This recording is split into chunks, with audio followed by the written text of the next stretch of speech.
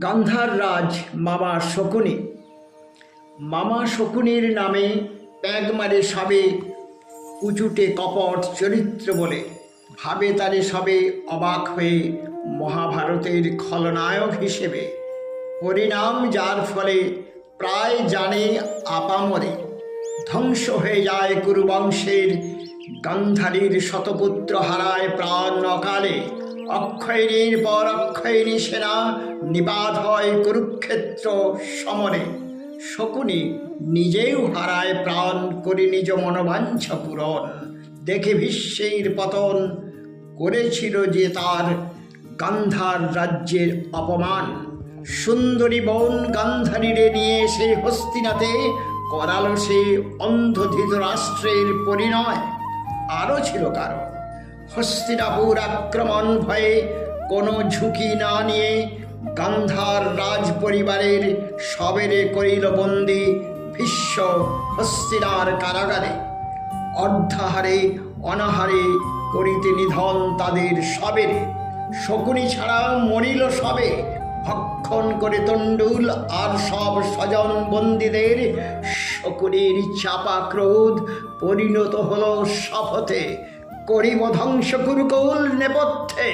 পিতার অস্থি দিয়ে অক্ষের গুটি বানিয়ে বানালো শকুনি দুর্যোধনে তার ট্রাম্প কার্ড মনোবাঞ্ছা পূরণে। মনের গভীরে ধিকি ধিকি জ্বলা আগুন নেভাতে কুপরামর্শ দিয়ে ভাগ্নে দুর্যোধনে মাতা কুন্তি সহ পঞ্চপাণ্ডবের প্রাণবোধে উদ্যত হল সে।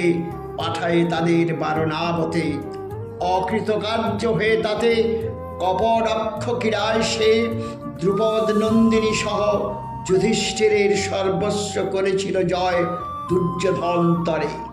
অন্ধরাজ যাজ্ঞসেনীর অভিশাপ ভয়ে যুধিষ্ঠিরে ইন্দ্রপ্রস্থ সহ সর্বস্ব করে দিলেন প্রত্যর্পণ। পুরো শকুনি পরামর্শে অক্ষক্রীড়ার হলো আয়োজন। পঞ্চপাণ্ডব যজ্ঞসেনী সহ 13 বর্ষ গেল বনবাসে, হয়ে বিজিত শকুনির কুটচালে। বনবাস হতে ফিরে এলো পঞ্চপাণ্ডবগণ 13 বর্ষ শেষে। অনিবার্য হয়ে উঠল মহারণ কুরুক্ষেত্রে, যে রণে স্বেচ্ছাবে মৃত্যুবর প্রাপ্ত ভীষ্মের নিপাত হল শকুনি সম্মুখে। প্রাণবায়ু এবে ছাড়িল শকুনি মহাসুখে, ধর্মক্ষেত্রে কুরুক্ষেত্রে দেখে নিশ্চিন্ত পরিসমাপ্তি কুরুবংশের। প্রতিষ্ঠা হলো এবে ধর্মরাজ্যের।